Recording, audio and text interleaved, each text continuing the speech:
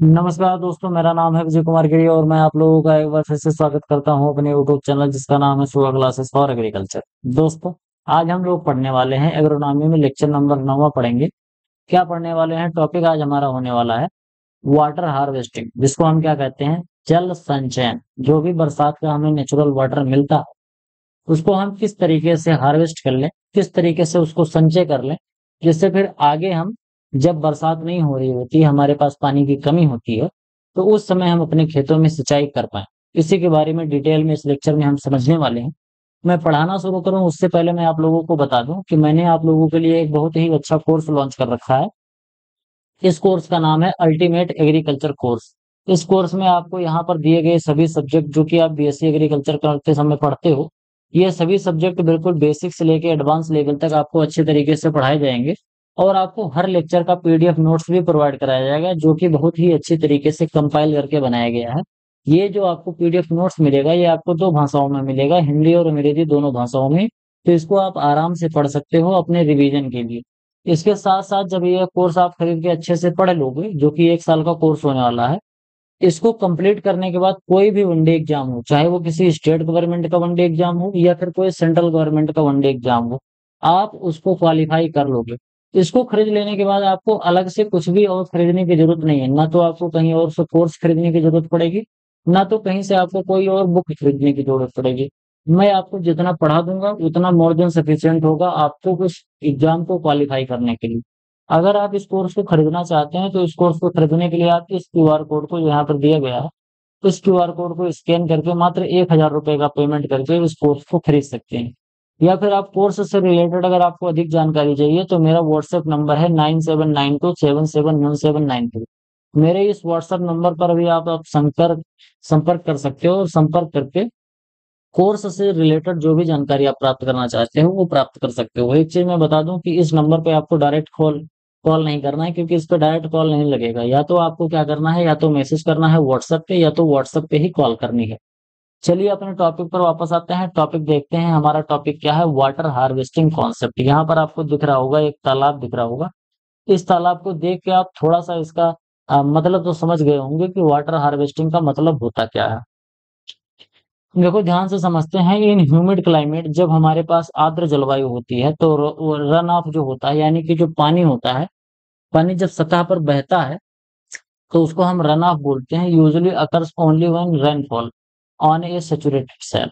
कहने का मतलब ये है कि ह्यूमिड कंडीशन में जो हमारा पानी होता है, जब बरसात होती है तो बरसात के समय पे जो पानी होता है वो बहता है, तो उसको हम क्या बोलते हैं, रन ऑफ बोलते हैं। रन ऑफ होता कब है? सेचुरेटेड कंडीशन में होता है। बोले तो मिट्टी जब अपनी पूरी वाटर होल्डिंग कैपेसिटी को पहुंच जाती है, यानी कि अब इससे ज्यादा पानी शोषित नहीं कर पाएगी मिट्टी, तो क्या करता है, पानी पानी फिर बहने लगता है। बह के दूसरे खेतों में आने जाने लगता है, अगल बगल के खेतों में बहता है। तो इसी को हम लोग क्या बोलते हैं, इसी को बोलते हैं रन ऑफ। और जो सेमी एरिड कंडीशन होता है, वहां पर ज्यादातर जो रेनफॉल होता है वो शॉर्ट पीरियड के लिए होता है। सेमी एरिड कंडीशन में क्योंकि बरसात थोड़ी सी कम होती है, जिसकी वजह से causing humid climate condition and resulting in run of. इसके बाद बात करते हैं दोनों कंडीशन में, चाहे वो हमारा ह्यूमिड कंडीशन हो और चाहे फिर हमारा सेमी एरिड कंडीशन हो। दोनों ही कंडीशन में एक चीज आपको देखने को मिलेगी, the excess rain water should be safely guided and collected in nearby pond और recycling in the dryer period for life saving irrigation. ध्यान से समझना, कह रहा है कि चाहे ह्यूमिड कंडीशन हो, ह्यूमिड क्लाइमेट हो, या फिर सेमी एरिड कंडीशन हो, दोनों जगह पर जब बरसात होती है तो पानी, जब मिट्टी सूखते सूखते थक जाती है, मिट्टी की जितनी वाटर होल्डिंग कैपेसिटी है, जब मिट्टी में सब पानी पहुंच जाता है, उसके बाद जो एक्स्ट्रा पानी बचता है वो पानी बहता है। कहाँ बहता है? बह के वो दूसरे खेतों में जाने का प्रयास करता है, या जो लो लैंड एरियाज होता है, जो ढालू जमीन होती है, उधर को पानी बहता है। तो हम क्या करते हैं कि उस पानी को डाइवर्ट करते हैं, और डाइवर्ट करके किसी एक तालाब में इकट्ठा कर लेते हैं। अब बरसात के समय में जो पानी हमने तालाब में इकट्ठा कर लिया है, उसको फिर बाद में जब हम रबी सीजन में कोई अपनी फसल लगाते हैं, उस सीजन में अगर बरसात नहीं होती है तो 1 से 2 पानी की सिंचाई करने के लिए हम वहां से पानी प्राप्त कर लेते हैं। तो रेन वाटर हार्वेस्टिंग का ये फायदा है कि रबी सीजन में जब हमारे पास पानी की कमी होती है तो जो बरसात के समय पे हमने पानी को स्टोर कर रखा है, उस पानी को हम फिर आगे फर्दर यूज करने के लिए, इरिगेशन करने के लिए यूज कर सकते हैं। तो यही हमारा वाटर हार्वेस्टिंग का कॉन्सेप्ट होता है। डेफिनेशन की बात करें तो water harvesting is defined as the collecting storing of water on the surface of the soil for subsequent use। यानी कि वाटर हार्वेस्टिंग की परिभाषा ये होती है कि जो बरसात का पानी होता है उसको कलेक्ट करना, उसको स्टोर करना मिट्टी के ऊपरी सतह पर, जिसको फिर आगे हम कृषि के लिए यूज कर पाए, इसी को हम कहते हैं water harvesting. It in this method induce, collect, store and conserve, ये 4 चीजें करी जाती हैं। कैसे कैसे? सबसे पहले तो हम इंड्यूस करते हैं, इसके साथ साथ फिर इसको कलेक्ट करते हैं, कलेक्ट करने के बाद स्टोर करते हैं, कंजर्व करते हैं। ठीक, कैसे कैसे करेंगे? सबसे पहले तो हम इंड्यूस करेंगे कि जो हमारा पानी है वो डाइवर्ट हो जाए, और डाइवर्ट होके कहीं एक ऐसी जगह पर पहुंच जाए जहां पर हम उसको कलेक्ट कर पाए, कलेक्ट करके फिर हम उसको स्टोर कर पाए, उसको संग्रहित कर पाए। और जब हम संग्रहित करते हैं तो संग्रहित करने के लिए उसको कंजर्व करें। ऐसा नहीं कि वो संरक्षित रहे, ऐसा नहीं कि पता चले कि हमने तालाब में तो पानी भर दिया लेकिन तालाब में नीचे नीचे से वो धीरे धीरे धीरे धीरे जमीन के अंदर चला गया, अंडरग्राउंड वाटर में पहुंच गया, तो हमारा तालाब सूख गया, कोई प्रॉब्लम हो जाएगी। नहीं तो पता चला धूप निकल रही है तो धूप में दिक्कत हो गया, या हम तालाब में रख दिया, तालाब का बांध टूट गया तो हमारा पानी बह गया। तो ये सब चीजें ना होने पाए, जो भी पानी हम इकट्ठा कर रहे हैं वो पानी अगर बहुत अच्छे तरीके से हमारे रिजर्वायर या तालाब में इकट्ठा है, तभी उसको हम आगे फिर इरिगेशन के लिए यूज कर सकते हैं। हिस्ट्री के बारे में बात करें तो वाटर हार्वेस्टिंग की जो हिस्ट्री है आज से लगभग 2000 साल पुरानी है। ये कब की है? जब नबातीय लोग हुआ करते थे, उन्होंने सबसे पहले वाटर हार्वेस्टिंग का कॉन्सेप्ट जो था उसको डेवलप किया था। इसके और हम और पहले के बारे में बात करें तो मोहनजोदाड़ो जो हुआ करता था, मोहनजोदाड़ो मेसोपोटामिया की सभ्यता, वहां पर आपको एक स्नानागार मिला था। स्नानागार, आपने सोचा कि कभी स्नानागार में पानी कहाँ से आता था? तो इस स्नानागार में पानी नदी से आता था, और इसके साथ साथ जो बरसात का पानी होता था उसको लोग इकट्ठा कर लेते थे। फिर बाद में, इसके बाद फिर राजाओं महाराजाओं का जो टाइम आया तो राजस्थान के कुछ एरियाज जहां पर पानी की कमी होती है वहां पर बावड़ी खुदाई गई। उस बावड़ी में भी बरसात का पानी ही स्टोर करके रखा जाता था, और बाद में फिर उसको लोग नहाने के लिए और अन्य अपने रोजमर्रा की जो चीजें हैं उसको करने के लिए उसका उपयोग करते थे। वाटर हार्वेस्टिंग जो टर्म है, वाटर हार्वेस्टिंग जो टर्म, उस सबसे पहली बार किसने यूज किया था? मायोर्स ने। मायर्स ने सबसे पहली बार इस वाटर हार्वेस्टिंग टर्म का यूज किया था। ठीक, तो वाटर हार्वेस्टिंग टर्म अगर कोई पूछ ले कि किसने दिया था, तो मायर्स ने दिया था। Normally water harvesting is more effective in areas saturated near A hillside or in areas where a large portion is bare soil and cultivation is done in a small proportion। कहने का मतलब ये है कि जहां पर रिजर्वायर ऐसी जगह पर बहुत अच्छे तरीके से बनाया जा सकता है जहां पर थोड़ा सा हिली एरियाज, ध्यान से समझना कैसे। जैसे मान लेते हैं कि यहाँ पर एक पहाड़ की एक चोटी है, एक पहाड़ की यहाँ पर चोटी है, बीच में एक नाली सी थोड़ा सा बचा हुआ है। अगर हम यहाँ आगे डैम बना दें तो उधर से जो पानी आएगा धीरे धीरे इकट्ठा होता जाएगा, और यहाँ पर हम बहुत बड़ा सा एक रिजर्वायर बना सकते हैं, डैम बना सकते हैं। इसीलिए पहाड़ों पर पानी रोकना बहुत ज्यादा आसान होता है। अगर हम मैदानी एरिया में पानी रोकना चाहें तो मैदानी एरिया में पानी रोकने के लिए हमको बहुत मेहनत करनी पड़ेगी, बहुत बड़ा सा रिजर्वायर बनाना पड़ेगा, और उसमें पानी जो है वो बहुत फैलाव में इकट्ठा होगा, पानी की गहराई कम होगी और पानी का फैलाव ज्यादा होता है। लेकिन अगर हम हिली एरियाज में करें तो, क्योंकि हिली एरियाज में खेती जो होती है बहुत छोटे छोटे आकार में होती है, छोटे छोटे ब्लॉक में खेती होती है। ऐसा नहीं होता है कि पूरे कहीं आपको दिख रहा है तो 10 हेक्टेयर, 20 हेक्टेयर, 50 हेक्टेयर का एक एक खेत दिख रहा है, इस तरीके से होता नहीं है। और वहां पर बहुत सी ऐसी जमीन बची रहती है जहां पर खेती हो नहीं सकती, पथरीली जमीन होती है। तो ऐसे ऐसे एरिया में वाटर हार्वेस्टिंग बहुत अच्छे तरीके से किया जा सकता है। वहां पर पॉन्ड बनाकर, रिजर्वायर बनाकर हम आराम से वहां पर पानी को स्टोर करके रख सकते हैं। The technology of water harvesting differ according to soil type, topography, annual rainfall and the crop to be sown. कौन सी क्रॉप हम इसमें सोइंग कर रहे हैं, कौन सी क्रॉप ग्रो कर रहे हैं। ठीक, तो इससे डिपेंड करता है कि हमारा जो वाटर हार्वेस्टिंग की टेक्नोलॉजी है वो कैसे होनी चाहिए। जैसे मान लो अगर हमारे पास कोई एक ऐसी सॉइल है जिसकी वाटर होल्डिंग कैपेसिटी ठीक है, तो उसमें अगर हम सॉइल उस तरीके का अगर हम तालाब बना रहे हैं, इस तरीके के सॉइल में अगर तालाब बना रहे हैं, तो हम क्या करेंगे कि नीचे अगर हम पक्की फर्श नहीं लगाएंगे तो भी कोई दिक्कत नहीं है। टोपोग्राफी का यहाँ सीधा-सीधा मतलब है कि वहाँ की मिट्टी कैसी है, वहाँ अगल-बगल का एरिया कैसा है और अनडिलुटेड लैंड है कि मिट्टी कैसी है, इस तरीके की बातें यहाँ पर हो रही है। एनुअल रेनफॉल वहाँ पर कितना है? अगर एनुअल रेनफॉल बहुत कम है, तो हमको बहुत ही अच्छे तरीके से स्टोर करना पड़ेगा कि एक-एक बूंद पानी हमारा वेस्ट ना जाने पाए। वहीं अगर हमारा एनुअल रेनफॉल ज़्यादा है, हमारे पर्याप्त मात्रा में उपलब्ध है, तो हम थोड़ा-सा ऐसा करते हैं कि पानी इकट्ठा रहे, जिससे हमें 2-3 सिंचाई करने को मिल जाए, बाकी ज़्यादा कोई दिक्कत नहीं होने पाएगी। तो हमारे पास पानी की जो रेनफॉल वाटर है, इसकी उपलब्धता किस तरीके से है, इस पे भी डिपेंड करता है कि हमारा वाटर हार्वेस्टिंग कितने हाईटेक होगा, कितना एफिशिएंट होगा। इसके साथ-साथ हम कौन से क्रॉप ग्रो कर रहे हैं, जैसे कुछ ऐसी क्रॉप्स होती हैं जिनकी वाटर रिक्वायरमेंट बहुत ज़्यादा होती है और कुछ क्रॉप हम ऐसी ग्रो करते हैं जिनकी वाटर रिक्वायरमेंट बहुत कम होती है। तो अगर मान लेते हैं हम कोई एक ऐसी क्रॉप ग्रो कर रहे हैं जिसकी वाटर रिक्वायरमेंट थोड़ी ज़्यादा है, तो हमको जो रिजर्वायर में पानी इकट्ठा कर रहे हैं, उसको इकट्ठा करने के लिए हमको बहुत अच्छी टेक्नोलॉजी का उपयोग करना होगा, जिससे कि ज़्यादा से ज़्यादा जो हमारा पानी है वो सुरक्षित बना रहे, ना कि वेस्ट हो जाए। इंडिया में अगर हम बात करते हैं तो इंडिया में 3 तरीके का वाटर हार्वेस्टिंग की टेक्नोलॉजी यूज़ करी जाती है, 3 टेक्निक्स होती हैं वाटर हार्वेस्टिंग की, वो तीनों टेक्निक मैं आपको एक-एक करके बताऊँगा। सबसे पहला जो वाटर हार्वेस्टिंग की टेक्निक है वो है हमारी इंटर रो वाटर हार्वेस्टिंग, ये सबसे बेसिक होता है। ये ऐसे एरिया में किया जाता है जहाँ पर हमारा एनुअल रेनफॉल 400 से 450 मिलीमीटर तक होता है। 400 से 450 मिलीमीटर में हम कैसे क्या करेंगे? जैसे मान लेते हैं कि हमारा जो ज़मीन है, इस तरीकों को ढालू है, ठीक? एक तरफ को इधर को ढलान है। अब बरसात होगी तो रन ऑफ किधर होगा? ऊपर से पानी नीचे की तरफ आएगा। तो हम क्या करेंगे? जैसे मान लो यहाँ पर एक लाइन लगी हुई है पेड़ की, एक पौधा यहाँ लगा है, एक पौधा यहाँ लगा है, एक पौधा यहाँ लगा है, एक पौधा यहाँ लगा है। किस तरीके से लगा रहेगा? तो हम क्या करेंगे? यहाँ की इतनी मिट्टी हम खोद लेंगे और इतनी मिट्टी खोद के यहाँ पर एक मेड़ बना देंगे। यहाँ की एक मिट्टी खोद लेंगे और यहाँ मेड़ बना देंगे। अब आप इसको ध्यान से अगर देखोगे तो आपको समझ में आएगा कि यहाँ से जो बरसात हो रहा है, तो बरसात का पानी इधर से बह रहा है और बह के आके यहाँ पर इकट्ठा हो जा रहा है क्योंकि ये मेड़ को क्रॉस नहीं कर पा रहा। अब यहाँ इतने दूर में ये पानी इकट्ठा हो गया। अब यहाँ से जो पानी बह रहा है, ये वाला पानी ऐसे बह के आके फिर यहाँ इकट्ठा हो जा रहा है। इसके बाद यहाँ का पानी ऐसे यहाँ इकट्ठा हो जा रहा है। ऐसे-ऐसे आगे चलकर थोड़ा-थोड़ा करके पानी वो पूरे खेत में इकट्ठा होता रहता है।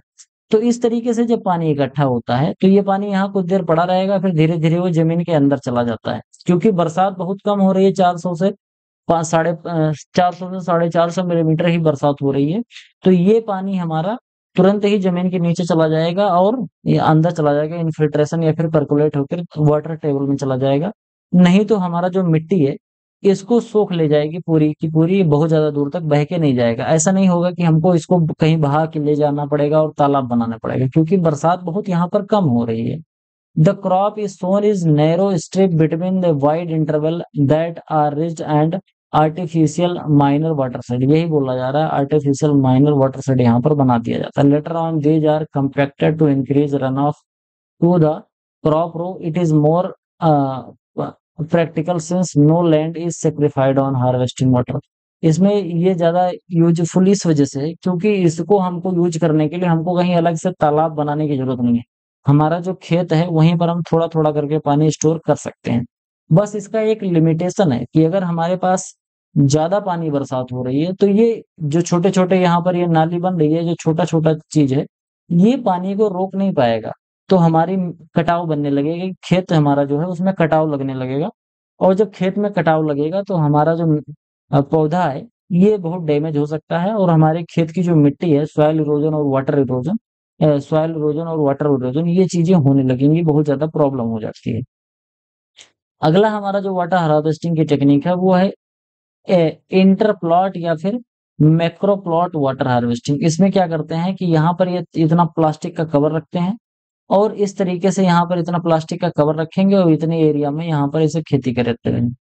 फिर क्या करते हैं जब बरसात होती है तो बरसात का पानी यहाँ पर आता है, इसको फिर बाद में हम लोग इकट्ठा कर लेते हैं। In this case water is harvested in the passes और furrow between the plot. Plot के बीच-बीच में हम क्या बना लेते हैं नाली बना लेते हैं। जैसे मान लेते हैं कि इस तरीके की ज़मीन है ऐसे, ठीक? ऐसे ज़मीन है, तो हम क्या करेंगे कि इस तरीके की ज़मीन अगर रहेगी तो पानी जो आएगा वो आके यहाँ पर इकट्ठा हो जाएगा। इस तरीके से जो हमारा फरो होगा वहां पर आकर इकट्ठा हो जाता है। ये कंपैरेटिवली थोड़ा ज्यादा पानी स्टोर कर सकता है, जो अभी हमने थोड़ी देर पहले जो हमारा मेथड था, ये वाला मेथड इंटर रो वाटर हार्वेस्टिंग वाला, इसकी अपेक्षा जो हमारा इंटर प्लॉट वाटर हार्वेस्टिंग है, इसमें थोड़ी सी पानी रोकने की क्षमता ज्यादा होती है। इसको हम कर सकते हैं run of from the slope area supplemented rainfall for rising A crop on level land. इस तरीके से जो बराबर जमीन है तो वहां पर इस तरीके का मेथड हम लोग अपना सकते हैं। लेकिन इसकी भी लिमिटेशन होती है, जब बहुत ज्यादा बरसात होती है तो ये भी मेथड सक्सेसफुल नहीं होता है, क्योंकि इसमें पानी कहीं एक जगह पर इकट्ठा होने की व्यवस्था नहीं होती है। इसमें पानी थोड़े थोड़े पैक में पूरे खेत में इकट्ठा होता है, चाहे ये वाला मेथड हो चाहे इंटर रो हार्वेस्टिंग वाला मेथड हो, दोनों में जो खेत हमारा है उसी खेत में पानी इकट्ठा होता है थोड़ी थोड़ी जगह में। तो इस वजह से ये बहुत ही अच्छा मेथड नहीं माना जा सकता। अगला जो हमारा सबसे अच्छा मेथड और सबसे यूजफुल मेथड है, जिस पर गवर्नमेंट बहुत ज्यादा काम कर रही है और इस पे सब्सिडी भी प्रोवाइड कर रही है, कि जिससे किसान इस मेथड को ज्यादा से ज्यादा यूज करें। इसमें आपको क्या करना होता है कि water harvesting in Pond's and reservoir, इसमें जो किसान होता है वो अपने खेत में से कुछ हीरे, जैसे मान लेते हैं उसके पास 10 हेक्टेयर जमीन है, तो 10 हेक्टेयर जमीन में से आप उसने क्या कर लिया, 0.25 हेक्टेयर जमीन ले लिया और उसमें मिट्टी खोद के और इसको गड्ढा बनवा दिया, ठीक, एक तालाब बनवा दिया। अब उस तालाब को बनवा दिया और उस तालाब में तमाम ऐसे तरीके अपनाए जिससे कि यहाँ का जो पानी है वो जमीन के अंदर सोख के ना जाए, परकुलेशन, लीचिंग, इन्फिल्ट्रेशन, ये सब चीजें ना होने पर, और जो हमारा पानी है वो सुरक्षित बना रहे, इसका वाष्पीकरण ना होने पाए, धूप की वजह से सूखने ना पाए। तो कुल मिला के वाटर को स्टोर करने की व्यवस्था और वाटर को संचित करने की व्यवस्था यहाँ पर करी जाती है। कैसे कैसे करते हैं अभी उसको मैं आप लोगों को बताऊंगा। तो सबसे पहले क्या होता है, इसमें एक तालाब बना लेते हैं। अब जब तालाब बन गया तो खेत, अगल बगल के जो खेत होंगे वहां पर जब बरसात होगी, तो बरसात में जैसे जब ज्यादा पानी होगा तो खेत का पानी बह के आएगा और इस तालाब में आके इकट्ठा हो जाएगा। इसको फिर बाद में हम दो तीन सिंचाई करने के लिए, हमारे रबी सीजन में जब हमें पानी की जरूरत पड़ती है, तो इसमें फिर आराम से हम इसी पानी से सिंचाई कर सकते हैं। The harvested water can be use for life saving irrigation for kharif crop during drought. अगर ड्रॉट की कंडीशन आ गई, पता चला कि एक दो बार बरसात हुई और इसके तुरंत बाद फिर बरसात होनी बंद हो गई, तो क्योंकि हमने खरीफ की फसल लगा रखी है तो हमारी खरीफ की फसल खराब ना हो, इस वजह से जो बरसात के समय पे हम थोड़ी सी जो बरसात हुई थी जो हमने इकट्ठा कर रखा था, उससे हम थोड़ी सी सिंचाई कर लेते हैं, जिसको हम क्या बोलते हैं, लाइफ सेविंग इरिगेशन बोले तो। जब ऐसी कंडीशन आ जाए कि अगर सिंचाई नहीं करोगे तो हमारा जो खेत है, जो हमारा पौधा है, वो बिल्कुल सूख जाएगा और मर जाएगा। तो इस वजह से जब हम इरिगेशन करते हैं तो उसको हम क्या बोलते हैं, उसको हम बोलते हैं लाइफ सेविंग इरिगेशन। इसमें पौधे की केवल जान बचाने के लिए इरिगेशन कर दिया जाता है। अब इसके बाद अगर आप ध्यान से देखोगे तो it can also be use as supplemental irrigation in winter crop. Winter crop जो हमारी रबी सीजन वाली क्रॉप होती है, उसमें सप्लीमेंट्री इरिगेशन हम इसको देने के लिए यूज करते हैं। दो तीन जो हमारी रबी की क्रॉप होती है उसमें हम ऐसे क्रॉप यूज करते हैं जिसमें दो या तीन सिंचाई की जरूरत पड़े, और दो से तीन सिंचाई की पानी की व्यवस्था हमारे पास होती है, तो उससे हम सिंचाई कर लेते हैं। तो ये बहुत ही अच्छा मेथड होता है वाटर हार्वेस्टिंग का। बरसात के समय पे पानी इकट्ठा कर लो और बाद में रबी के सीजन में उसको यूज कर लो। अगर इस पानी को हम नहीं इकट्ठा करेंगे तो हमारे कई नुकसान हैं। एक तो ये पानी बह के चला जाएगा, दूसरा, जब पानी बह के जाएगा तो पानी अपने साथ ढेर सारी मिट्टी को बहा ले जाएगा, तो हमारा जो सॉइल इरोजन है वो भी चीजें होने लगती है। तो अगर हम रिजर्वायर बना लेंगे तो पानी हमारा जो है वो भी रुक जाएगा और हमारी जो मिट्टी बह के चली जाती थी वो भी नहीं जाएगी, और इसमें गाद के रूप में मिट्टी जमीन के नीचे बैठती रहती है। फिर बाद में जब 4 साल 3 साल बीत जाता है तो तालाब को एक बार हम फिर से उसको साफ करवाते हैं, और उसकी जो मिट्टी है नीचे वाली जो बह के आई रहती है, फिर उसको उठा के फिर से खेत में डाल देते हैं। तो मिट्टी खेत से बह के आई थी तालाब में, फिर तालाब से खेत में चली गई। तो इस तरीके से जो हमारा सॉइल इरोजन हो रहा था उसको भी हम लोग रोक सकते हैं। इसमें हम क्या कर सकते हैं, जब हम रिजर्वायर बनाते हैं तो इसमें जो हमारा पानी है, ये जब हम स्टोर करते हैं तो रिजर्वायर में या तालाब में, तो वो जो पानी स्टोर हो रहा है उस पानी पर कोई एडवर्स इफेक्ट न पड़े, बोले तो हमारा जो पानी है वो खराब ना हो, या हमारा पानी जो है वो नुकसान ना हो। पता चले कि हमने डाल दिया और वो जमीन के अंदर सूख गया, पूरे तालाब में पानी भरा हुआ था लेकिन सूख गया, या फिर हमने ऐसा कर दिया कि तालाब का जो पानी था उस पर इतनी धूप लगी कि वो क्या हो गया, वाष्पीकरण उसमें होने लगा और पानी सब भाप बन के उड़ने लगा। तो ये सभी चीजें रोकने का हम प्रयास करते हैं। कैसे रोकेंगे, since the store water is limited, जो हमारे पास स्टोर वाटर है बहुत ज्यादा लिमिटेड मात्रा में होता है, इसीलिए उसको रोकने के लिए हम सबसे पहले तो जो हमारा इरिगेशन सिस्टम है उसको, सॉरी, जो हमारा तालाब है उसको हम सीपेज और इवापोरेशन प्रूफ बनाते हैं। सीपेज प्रूफ कैसे बनाएंगे? मोटी पॉलीथीन आती है, उस मोटी पॉलीथीन को हम तालाब की जो मिट्टी होती है उसमें पहले एक बार पूरा बिछा देंगे। जैसे आप यहाँ पर देख पा रहे होंगे, यहाँ पर ऐसे काली एक पन्नी नुमा चीज, इसको काली पन्नी एक बिछाई गई है और उसके बाद पानी भरा गया है, तो जिससे पानी जो है वो इस मिट्टी के अंदर नहीं जा पा रहा है। दूसरा तरीका इसमें हो सकता है कि आप पक्की दीवार बनवा दो, ईंट की दीवार की चुनाई करा दो और चुनाई करा के फिर सीमेंट से उसका प्लास्टर करा दो, तो इस तरीके से आप कर सकते हो। इसके बाद जो प्लस्तर के बीच बीच में कहीं अगर आपको क्रैक दिख रहा है तो उसमें एक इमल्सन आता है, उसका यूज कर सकते हो, जिससे कि जो बीच बीच में दरार पड़ गई है वो दरार भर दिया जाता है, जिससे डामर बोलते हैं, सबसे हिंदी भाषा में इसको कहते हैं डामर। तो ये सभी चीजें हम यूज करके जो सीपेज और पर्कुलेशन हो रहा है पानी का, उसको हम रोक लेते हैं, यानी कि पानी अगल बगल और जमीन में नहीं जाएगा। अब पानी एक नुकसान होता है इवापोरेशन से, जब धूप लगती है तो पानी भाप बन के उड़ता है। उसको रोकने के लिए हम क्या करते हैं, तालाब के अगल बगल में ढेर सारे पेड़ लगा सकते हो। जब ढेर सारे पेड़ लगा दोगे तो तालाब पे थोड़ा सा छांव बना रहेगा, तो तालाब का पानी गर्म नहीं होगा और हमारा जो पानी है वो सुरक्षित बना रहेगा। इसके अलावा क्या कर सकते हैं, इसके अलावा वैसे भारत में तो ये ज्यादा भी सक्सेसफुल नहीं है, भारत में भी ज्यादा लोग करते भी नहीं है, लेकिन विदेशों में किया जाता है कि इसमें एक ब्लैक कलर की बॉल आती है, नाम तो नहीं याद आ रहा उस बॉल का। तो वो बॉल क्या होता है कि वो पानी के ऊपर तैरता रहता है, तो वो बॉल लाके उस तालाब में डाल देते हैं, और वो बॉल ढेर सारी बॉल डाल देते हैं। वो बॉल पूरा जो तालाब होता है, तालाब के पानी के ऊपर बिल्कुल फैल जाता है, ऊपर से बिल्कुल उसमें पानी दिखता ही नहीं है। तो उसपे जब पूरा बॉल फैल जाएगा तो क्या होता है कि जो सनलाइट है वो डायरेक्ट पानी के ऊपर नहीं पड़ता है, तो पानी हमारा गर्म होके इवापोरेशन नहीं होता। इसके साथ साथ जो हमारा लाइनिंग मटेरियल आता है या फिर पॉन्ड बेड और एंटी इवापोरेंट, इसको यूज कर सकते हैं, जिससे कि इवापोरेशन थोड़ा सा कम हो। रन ऑफ को हम इंक्रीज कर सकते हैं बाय लैंड अल्टरेशन और बाय केमिकल ट्रीटमेंट करके। इसके साथ साथ impermeable catchment that prevent the by spraying asphalted compound thin plastic film और metal sheet can also be use to cover the ground water to for water collection. इस तरह की चीजें मैंने आप लोगों को बताई कि जिससे पानी का नुकसान कम से कम हो, ना तो सीपेज के द्वारा नुकसान हो, ना तो इवापोरेशन के द्वारा नुकसान हो, और हमारा जो ज्यादातर पानी है वो सुरक्षित बना रहे।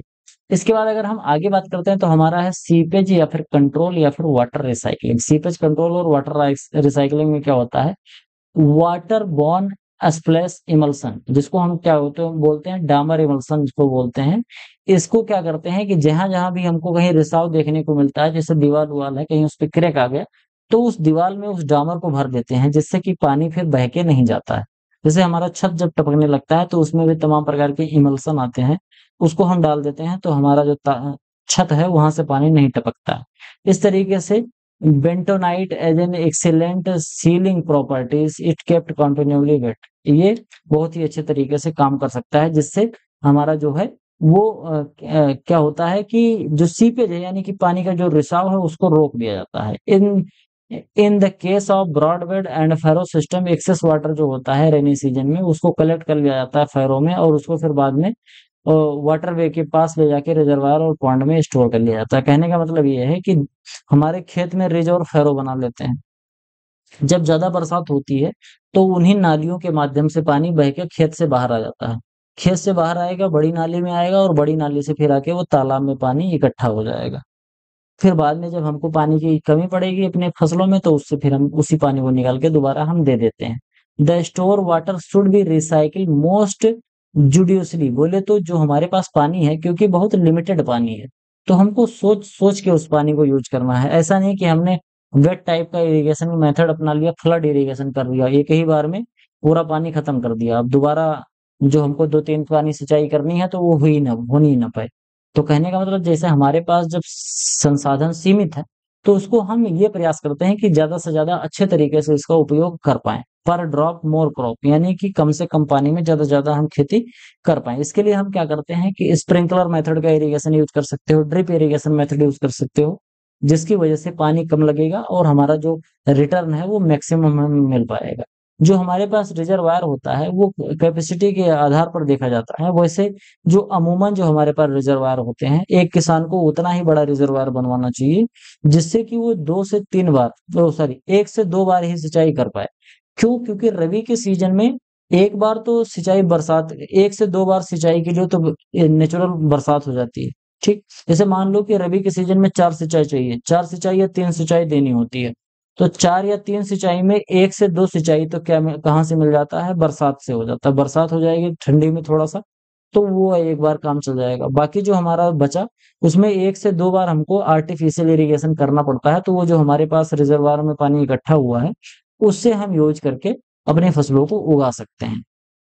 Supplementary irrigation can be schedule by 2 approaches. जो हम सप्लीमेंट्री इरिगेशन करते हैं उसको 2 अप्रोच से कर सकते हैं, कि मॉइस्चर लेवल हमारे खेत में कितना है, और इसके साथ साथ जो हमारे पास क्रॉप है उसका क्रिटिकल स्टेज क्या है। जैसे गेहूं है, गेहूं का जो CRI स्टेज होता है, सबसे मोस्ट क्रिटिकल स्टेज होता है 21वें दिन। अगर इस समय खेत में थोड़ा सा भी मॉइस्चर की कमी मिल गई तो हमारी फसल खराब होने लगती है। तो इस वजह से 21वें दिन हमको गेहूं में सिंचाई जरूर करनी चाहिए। इसके अलावा अगर हमारे पास दूसरा मेथड है, वो दूसरा मेथड है कि मिट्टी के अंदर की नमी को जानकर हम ये आभास लगाते हैं कि अब हमें सिंचाई करनी चाहिए कि नहीं करनी चाहिए। दो चीजें होती हैं, एक तो मिट्टी के मॉइस्चर से हम पता लगाते हैं कि सिंचाई करनी है कि नहीं करनी है, और दूसरा हमारे पास जो क्रॉप है उसके क्रिटिकल स्टेज से पता चल पाता है कि किस समय पर पौधों को पानी की ज्यादा जरूरत पड़ती है। अगला है, irrespective of the crop stage irrigation, it schedule when soil moisture approach the permanent wilting point to save water crop। अब इन दोनों मेथड में से सबसे अच्छा मेथड जो होता है परमानेंट बिल्टिंग पॉइंट वाला अप्रोच, सॉइल मॉइस्चर अप्रोच, जिसमें हम ये पता करते हैं कि अब हमारा जो पौधा है, अगर इसको हमने पानी नहीं दिया तो ये बिल्ट हो जाएगा, परमानेंट बिल्टिंग पॉइंट पे पहुंच चुका है। परमानेंट बिल्टिंग पॉइंट क्या होता है, ये सब चीजें मैं आप लोगों को सॉइल साइंस में पढ़ाऊंगा। तो इससे मैंने यूट्यूब चैनल पे अपने पढ़ा रखा है। एक कॉम्पिटिटिव बुक ऑफ एग्रीकल्चर जो निमरा सुंडा जी की बुक है, उस वाली जो सीरीज है, उस सीरीज में मैंने आप लोगों को पढ़ा रखा फिलहाल। लेकिन अगर आप इसको और अच्छे तरीके से पढ़ना चाहते हो तो कोई दिक्कत नहीं, मैं आपको सॉइल साइंस में पढ़ा दूंगा। या फिर आप अगर बहुत अच्छे तरीके से पढ़ना चाहते हो तो मेरा जो पेड वाला कोर्स है उसको खरीद के आप अच्छे से पढ़ सकते हो। मात्र 1,000 रुपए में आपको बहुत ढेर सारा कोर्स मिल जाएगा, पूरा PDF मिल जाएगा। मैं गारंटी दे रहा हूँ कि अगर आप उसकी PDF की अगर कोई बुक बना के बेचे तो आपको कम से कम 2,000 से 3,000 में वो बुक मिलेगी। इतना उसमें कंटेंट है और इतने अच्छे तरीके से तबीयत से उसको बनाया गया है।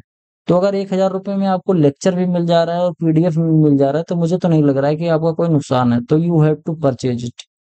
द सप्लीमेंटल इरिगेशन जो हमारा होता है उसको हम लाइफ सेविंग इरिगेशन भी कहते हैं, क्योंकि हमारे पास बहुत ज्यादा मात्रा में पानी तो होता नहीं है।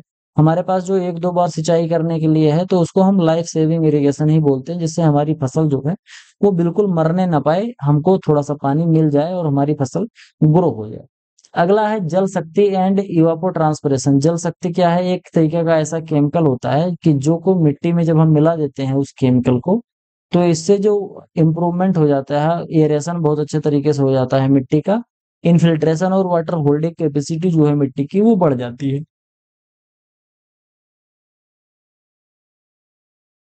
कहने का सीधा सीधा यही मतलब है कि जल शक्ति एक ऐसा केमिकल है जो हमारा मिट्टी होती है, मिट्टी को वाटर होल्डिंग कैपेसिटी को बढ़ाता है।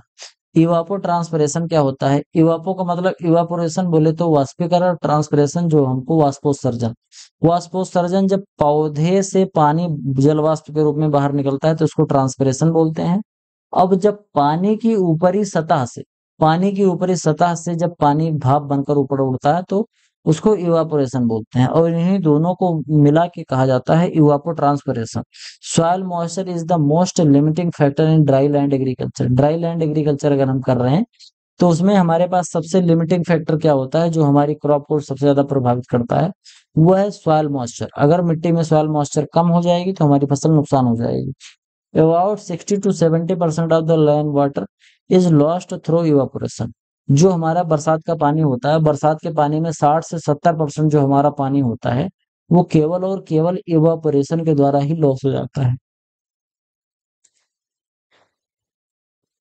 इवापोरेशन कहाँ होगा, हमारी जो मिट्टी है, मिट्टी से हो जाएगा, तालाब से हो जाएगा, नदियों से हो जाएगा, समुद्र से हो जाएगा। जहां पर भी मॉइस्चर मिलेगा वो सनलाइट मिलेगी, वो गर्म होगा। मॉइस्चर जो भाप है, पानी है, वो भाप बनेगा और भाप बन के एनवायरमेंट में उड़ जाएगा और बादल बन जाएगा, फिर बाद में बरसात होगी। Evapotranspiration is the evaporation from the soil surface and transpiration from the plant surface. ये चीजें मैंने कई बार आप लोगों को बता रखी है।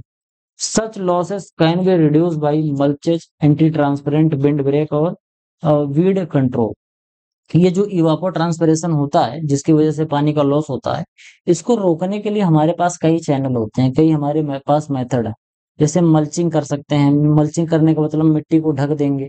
एंटी ट्रांसपेरेंट कुछ ऐसे ऐसे केमिकल आते हैं, अगर हम इसको अपने फसलों में छिड़काव कर देते हैं तो इससे जो ट्रांसपिरेशन है यानी कि जो वाष्पोत्सर्जन है, जो पौधे भाप निकालते हैं अपने पत्तियों से, वो थोड़ा सा कम हो जाएगा। इसके साथ साथ विंड ब्रेक लगाएंगे, क्योंकि जब हवा बहुत तेज चलती है तो हवा के ज्यादा तेज चलने की वजह से इवापोरेशन थोड़ा ज्यादा होता है। इसके साथ साथ अगर हम बात करें, इवापोरेशन और ट्रांसपिरेशन दोनों ही ज्यादा होता है अगर हवा तेज चलती है। तो आपने देखा होगा जब तेज हवा चलती है तो कपड़े तेज सूखते हैं, जल्दी सूख जाते हैं। इसलिए मम्मियाँ क्या करती हैं कि ठंडी के समय पे पंखे के नीचे कपड़ा रख देती हैं, तो कमरे में पंखा चलाएंगे और कपड़ा टांग देंगे, तो इससे कपड़ा जल्दी सूख जाता है। इसके साथ साथ वीड कंट्रोल कर सकते हैं, अगर वीड ढेर सारे रहेंगे तो उससे भी जो हमारा इवापोरेशन है वो बढ़ने लगता है, क्योंकि तब इवापोट्रांसपिरेशन जो हो, पौधे जो हमारे खरपतवार हैं उस खरपतवार के पत्तियों से भी इवापोट्रांसपिरेशन होने लगता है। तो हमारे खेत में अगर खरपतवार कम रहेंगे तो इवापोरेशन कम हो। अब आगे हम बात करते हैं एंटी ट्रांसपेरेंट, यानी कि एंटी ट्रांसपीरियंट्स बोले तो ऐसे चीजें जिससे हमारा जो ट्रांसपिरेशन है बोले तो वाष्पोत्सर्जन है वो कम हो जाए। जैसे stomata, closing time, film forming time, reflective time और ग्रोथ रिटार्ड। ये हमारे पास चार तरीके के एंटी ट्रांसपेरेंट आते हैं। ये ऐसे केमिकल्स होते हैं जो कि वाष्पोत्सर्जन को, ध्यान से समझना, वाष्पोत्सर्जन, शायद ऐसे लिखते हैं, हिंदी याद नहीं आ रही है, शायद ऐसे लिखते हैं वाष्पोत्सर्जन। हाँ, वाष्पोत्सर्जन ऐसे लिखते हैं। तो वाष्पोत्सर्जन में क्या होता है कि पौधे के अंदर की जो पत्तियां होती है, पौधे की जो पत्तियां होती हैं, उन्हीं पत्तियों के जो रंध्र होते हैं, स्टोमेटा जिसको हम कहते हैं, उसी से पानी बाहर निकलता है और भाप बनकर उड़ जाता है। लगभग 99% जो पानी होता है जो कि पौधे एब्जॉर्ब करते हैं, 99% जो पानी होता है वो भाप बनकर उड़ जाता है, केवल और केवल ट्रांसपिरेशन की वजह से। अब इसको रोकने के हमारे पास चार तरीके हैं। एक तो स्टोमेटा क्लोजिंग टाइप होता है, फिल्म फॉर्मिंग, डिफ्लेक्टिंग टाइप और ग्रोथ रिटार्डेंट। कैसे कैसे काम करता है मैं आप लोगों को एक एक करके बताता हूँ। स्टोमेटा क्लोजिंग टाइप आप समझते होंगे कि जो हमारे पास पत्तियां हैं, जो पौधे की पत्तियां हैं, उन पौधे की पत्तियों में जो स्टोमेटा होता है, उसी स्टोमेटा जो छेद होता है, उसी छेद में से, उसी रंध्र में से पानी भाप बनकर उड़ता है। तो अगर हम उस छेद को ही बंद कर दें तो पानी भाप बनकर नहीं उड़ पाएगा। तो उसी को हम क्या बोलते हैं, स्टोमेटा क्लोजिंग टाइप। इसमें ऐसे केमिकल्स का यूज किया जाता है, जैसे पीएमए है जिसको हम भी क्या बोलते हैं, फिनाइल मर्क्यूरिक एसीटेट। इस जब केमिकल का हम यूज कर देते हैं, या फिर एट्राजिन नाम का एक हर्बिसाइड आता है, इसका यूज जब कर देते हैं, या फिर इंडोल ब्यूटारिक एसिड या फिर कार्बन डाइऑक्साइड की जब अधिकता हो जाती है, तो इन सभी चीजों की होने की वजह से कोई एक चीज जब होती है, या चारों हो जाए या कोई एक चीज हो जाए, तो इससे जो पत्तियों का स्टोमेटा है वो बंद हो जाता है। और जब पत्तियों का स्टोमेटा बंद हो जाएगा तो फिर जल वाष्प जो है वो बाहर नहीं निकलेगा। इससे जैसे कुकर की जो सीटी होती है, जब सीटी लगा दो तो जब तक सीटी बंद रहेगी तब तक उसमें से भाप नहीं निकलेगा, जैसे सीटी उठेगी तुरंत भाप निकलना शुरू हो जाएगा। तो ये स्टोमेटा क्लोजिंग टाइप का एंटी ट्रांसपीरियंट्स आते हैं। फिर अगला है हमारा film forming type. Film forming type में यानी कि ऐसे ऐसे केमिकल का हम इस्तेमाल करते हैं जो पत्तियों के ऊपर एक पतली सी परत बना लेते हैं। और जब पत्तियों के ऊपर एक पतली सी परत बन जाएगी तो भी भाप बनकर पानी उड़ नहीं पाएगा। ठीक, जैसे ऐसे समझो कि पत्तियों को कोई ढक लेगा। फिल्म फॉर्मिंग में एक पतली सी फिल्म बन जाती है, एक पतला सा लेयर बन जाती है पत्तियों के ऊपर। वो लेयर कैसे बनाते हैं, ऐसे ऐसे केमिकल्स आते हैं फिजिकल बैरियर बनाने के लिए, जैसे मोबिलीफ आता है, हेक्साडेकोनॉल आता है, सिलिकॉन आता है, ऑयल आता है, वैक्स आता है। इन सभी का अगर हम छिड़काव कर दें, इन सभी में से किसी एक का, तो पत्तियों के ऊपर ये जाके पूरा फैल जाते हैं। तो पत्तियों के ऊपर एक बहुत पतली सी परत चढ़ जाती है, और इसी परत की वजह से जो ट्रांसपिरेशन है वो थोड़ा सा घट जाता है। और ट्रांसपिरेशन घट जाएगा तो पानी की कमी को भी पौधा सह जाएगा। लेकिन ध्यान से समझना, ये कोई भी मेथड जो है वो 100% कारगर नहीं है। ऐसा नहीं है कि हम बिल्कुल पानी ही देना बंद कर दें और केवल यही डाल दें तो इससे हमारा पौधा ग्रो हो जाएगा, ऐसा बिल्कुल नहीं है। हाँ, ये है कि पौधे को ये मरने नहीं देगा। अगर 10-15 दिन बरसात नहीं हो रही है तो 10-15 दिन अगर कुछ नहीं करो तो पौधा सूख जाएगा। लेकिन अगर आपने इसको कर लिया, इन मेथड्स को, तो पौधा 10-15 दिन तक तो सुरक्षित बना ही रहेगा। उसके बाद जैसे बरसात होगी फिर पानी पा जाएगा पौधा, कोई दिक्कत नहीं है।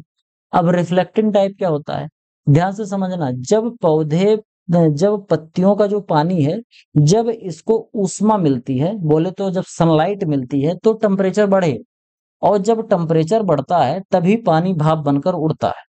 तो रिफ्लेक्टिंग टाइप में क्या होता है कि ऐसे ऐसे रिफ्लेक्टर का यूज किया जाता है जिससे कि जो सनलाइट है वो आए, और यहाँ पर आके जो हमारी पत्ती है इस पत्ती के ऊपर पड़े और फिर से उड़ जाए।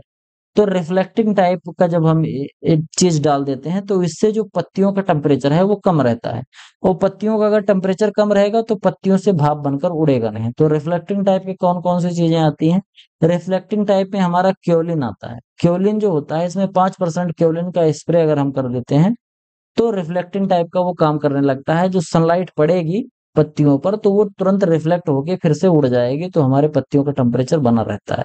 अगला है ग्रोथ रिटार्डेंट, मतलब ऐसे ऐसे हार्मोन आते हैं जिनका अगर हम छिड़काव कर देते हैं तो हमारा जो पौधा है उसकी ग्रोथ रुक जाती है। तो अगर ग्रोथ रुक जाएगी तो सीधा सीधा मतलब कि फोटोसिंथेसिस रुक गई, इवापोरेशन रुक गया, ट्रांसपिरेशन रुक गया, मेटाबॉलिज्म रुक गया, तो हर चीजें कुछ समय के लिए रोक दी जाती हैं।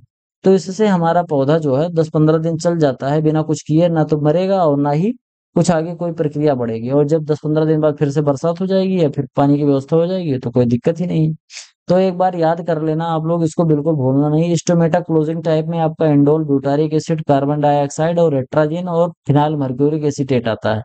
फिल्म फॉर्मिंग टाइप में आपका मोबिलिफ, हेक्साडेकानोल, सिलिकॉन और ऑयल के साथ साथ वैक्स आता है। रिफ्लेक्टिंग टाइप में आपका क्योलिन आता है, और ग्रोथ रिटार्डेंट में आपका ट्रिपल सी आता है जिसको हम साइकोसेल बोलते हैं। एंटी ट्रांसपेरेंट जनरली जो होते हैं वो फोटोसिंथेसिस को रोक देते हैं, चाहे फिल्म बन जाए, चाहे रिफ्लेक्टिंग हो जाए, चाहे फिर इसके साथ साथ जो भी ढेर सारे मैंने मेथड बताए, ये चारों मेथड जो मैंने बताए, चाहे स्टोमेटा क्लोजिंग हो, चाहे फिल्म फॉर्मिंग हो, रिफ्लेक्टिंग हो या ग्रोथ रिटार्डेंट, इन सभी चारों मेथड में जो हमारा फोटोसिंथेसिस का रेट होता है वो थोड़ा सा घट जाता है। अब अगर हमने फोटोसिंथेसिस को हरदम के लिए 100% रोक दिया तो पौधा मर ही जाएगा, क्योंकि फोटोसिंथेसिस जरूरी होता है, क्योंकि इसी के माध्यम से तो पौधा अपना भोजन बनाता है। और अगर पौधा अपना भोजन ही नहीं बना पाएगा तो स्वाभाविक सी बात है कि पौधा मर जाएगा। Therefore their use is limited to saving the crop from death, death से सेव करने के लिए ये चीजें करनी पड़ती हैं। 10-15 दिन ये चीजें काम कर सकती हैं। They have some practical use of nursery and horticultural crop, इस तरीके से हो सकता है। मैंने आप लोगों को स्टार्टिंग में बोला था कि हमारे पास जो ये एंटी ट्रांसपेरेंट चीजें हैं, यानी कि पानी की कमी को थोड़ा सा ओवरकम करने के लिए पौधे के ऊपर कुछ छिड़काव कर दो या ऐसा कुछ कर दो, इसकी कुछ लिमिटेशन होती है। जैसे मैंने बोला कि 10-15 दिन तक रोक सकते हो, ऐसे नहीं कि आपने बिल्कुल इसको एक एक 2 महीने के लिए ऐसा रोक दिया, 2 महीने तक आप इस पर डाल रहे हो बिल्कुल रुका हुआ है, तो इस तरीके से काम नहीं करेगा, फिर दिक्कत हो जाएगी, पूरा पौधा ही सूख जाएगा। आगे है हमारा विंड ब्रेक या फिर शेल्टर बेल्ट, इसको ध्यान से समझते हैं। विंड ब्रेक कोई भी एक ऐसा स्ट्रक्चर जो कि विंड के फ्लो को रोक देता है उसको हम विंड ब्रेक कहते हैं, या फिर विंड की स्पीड को रोक देता है। ठीक, विंड ब्रेक में हमारा कोई भी, चाहे पौधा हो सकता है, कोई झाड़ी हो सकती है, कोई दीवार हो सकता है, कुछ भी हो जाए, कुछ भी, कोई भी ऐसा ऑब्स्टिकल जिसके विंड का जो फ्लो है, विंड की जो स्पीड है वो घट जाए, इसको इसको हम क्या बोलते हैं, विंड ब्रेक। यानी कि विंड के स्पीड में जो भी ब्रेक लगा दे, चाहे वो कोई दीवार हो, कोई जंगल हो, कोई पेड़ पौधा हो, तो उसी को हम लोग विंड ब्रेक कहते हैं। शेल्टर बेल्ट के बारे में सोचें तो शेल्टर बेल्ट जो होता है इसमें ढेर सारे पौधे की रो लगाई जाती है। जैसे अगर आप यहाँ पर देखोगे तो एक रो यहाँ लगी है, एक रो यहाँ, एक दो तीन चार, इस तरीके से इतनी लंबी चौड़ी रो लगाई गई है, और डिफरेंट डिफरेंट चीजों की, कुछ इसमें ट्रीज हैं, कुछ श्रब्स हैं, इनका प्लांटिंग कर दिया जाता है, जिससे फिर ये क्या करते हैं, ये विंड के अगेंस्ट प्रोटेक्शन प्रोवाइड करते हैं। They provide protective shelter against wind and suitable habitat for bird and honey bees as well as to produce cattle feed and fuel। ध्यान से समझना, इधर से पानी, इधर से हवा बहुत तेजी से आती है। मान लेते हैं कि यहाँ पर रेगिस्तान, तो रेगिस्तान से जब हवा उड़ेगी तो अपने साथ ढेर सारा रेत लेके उड़ेगी। अगर यहाँ पर ये ढेर सारे पेड़ पौधे ना हो तो ये रेत बहुत आगे बढ़ जाएगी, और आगे बढ़ जाएगी, और जहां हवा की स्पीड थोड़ी सी कम हो गई वहीं पर रेत जो होगा वो जमीन पर गिर जाएगा। तो धीरे धीरे जो रेत है वो फैलने लगता है। जैसे थार का जो रेगिस्तान है, थार का जो मरुस्थल है, वहां की जो मिट्टी है वो बलुई मिट्टी है, तो वहां का जो तूफान होता है, तूफान में वो जो बालू होता है वो उड़ता है, उड़ के हमारे पास जो दूसरी दूसरी अच्छी जमीन है वहां पर पहुंचता रहता है। तो इस वजह से हम क्या करेंगे, जैसे मान लो यहाँ पर थार का रेगिस्तान है, तो इसके चारों तरफ हम शेल्टर बेल्ट बनाएंगे 2 से 4 किलोमीटर 5 किलोमीटर चौड़ा।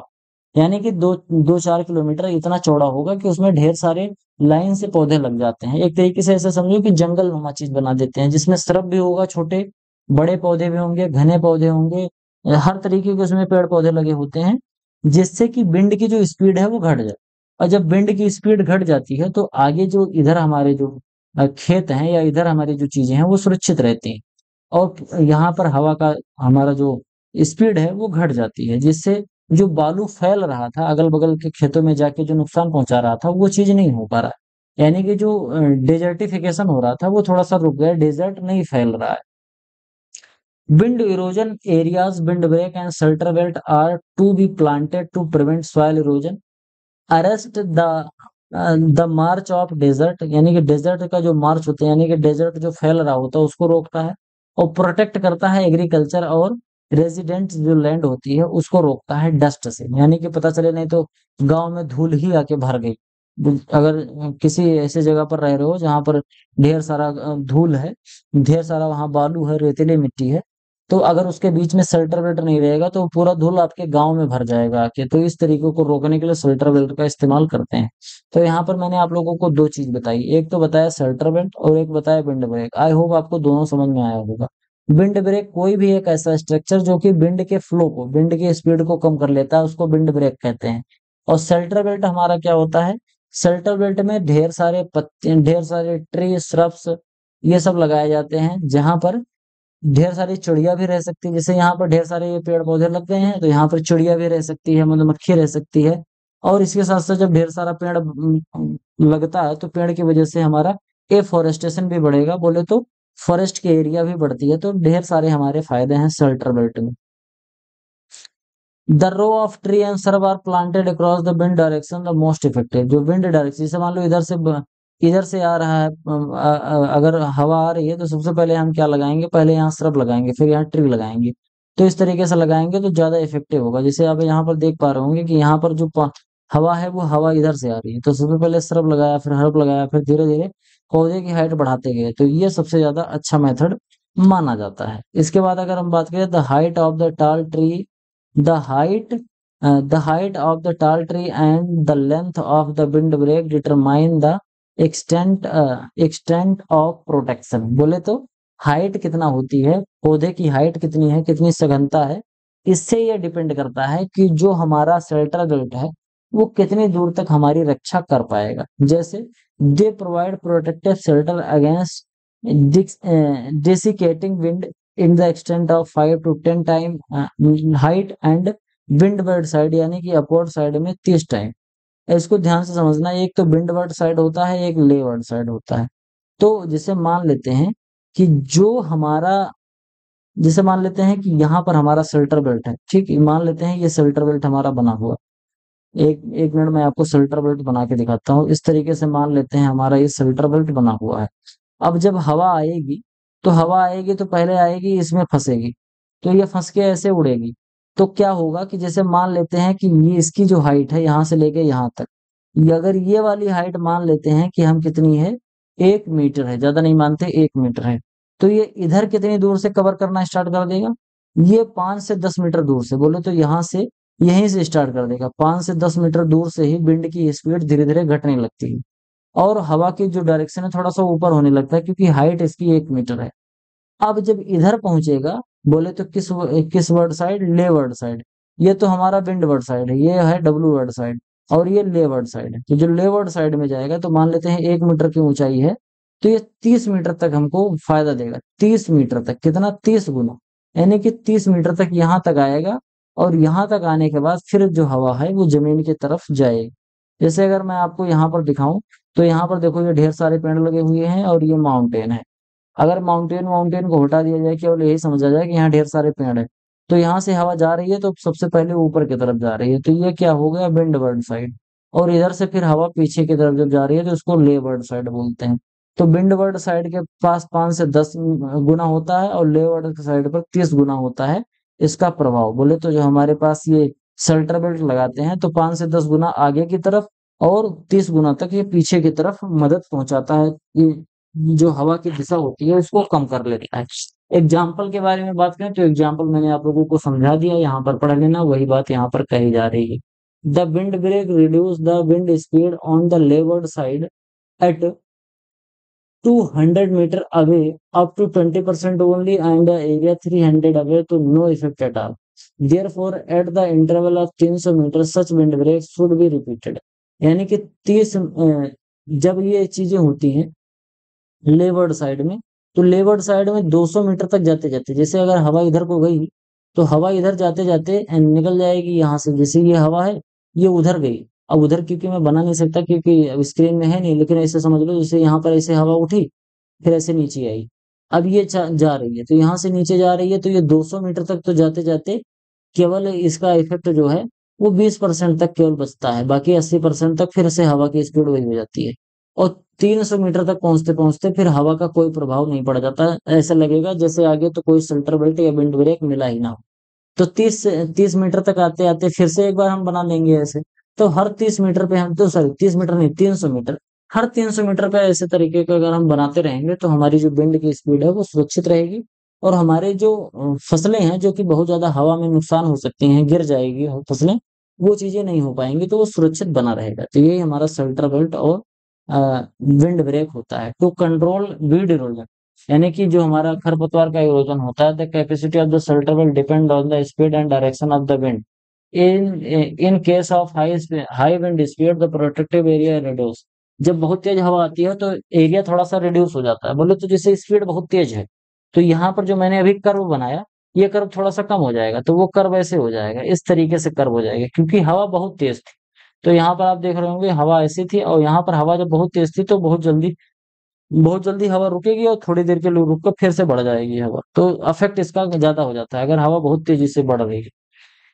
इसके साथ साथ अगर हम बात करें the protective area is reduce, the interval between two shelter belt should be reduce. अगर हवा बहुत तेज है तो जैसे मैंने बताया 300 मीटर, तो उसको और घटा दो और घटा दो, ऐसा घटा के कम करना पड़ेगा अगर हवा तेज होती जाएगी। अगर हवा जितनी तेज होती जाएगी उतना ही शेल्टर बेल्ट हमको घना बनाना पड़ेगा, उतना ही ऊंचा बनाना पड़ेगा, और उतना ही कम इंटरवल पे बनाना पड़ेगा। जैसे 300 मीटर ना रखकर 200 100 मीटर इस तरीके का रख के हम बना सकते हैं।